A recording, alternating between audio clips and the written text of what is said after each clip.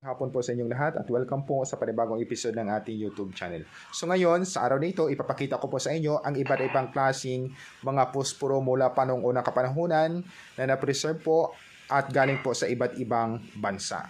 Po ako sa lugar kung saan marami po ang posporo na na-preserve po nila. So ngayon, ito po ay ipapakita ko sa inyo. Po nalagay ang iba't ibang klaseng posporo po na mula sa iba't ibang lugar. So ayan po, no, napakarami po mula po dito sa gilid at hanggang dito po sa kabila.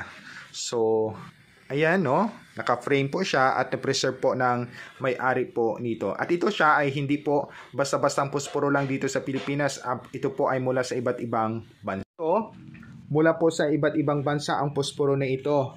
So, iba't ibang klaseng design po, nasa frame po siya at napakaganda po ng kanilang ginawa.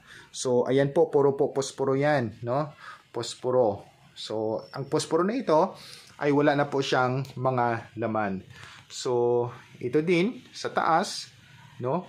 Iba't ibang din siyang klaseng posporo at ito po ay galing po sa ibang bansa. Ito naman ang napakalaki po.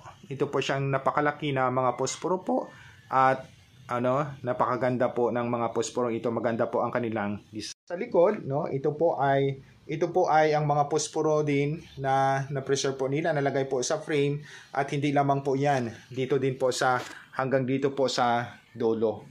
So ayan, no, kung inyo nakikita, no, marami po 'yan, no, na mga posporo hanggang doon sa dulo. So at dito din, ito din po, no, nasa loob po ng box na ito or nasa loob po ng lalagyan na ito at iba't ibang klaseng posporo mula sa iba't ibang bansa.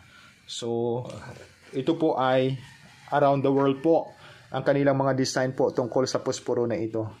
So hindi lamang po yan, no? Marami pa po silang mga naipon o mga posporo na preserve, no, dito po mula sa iba't ibang lugar.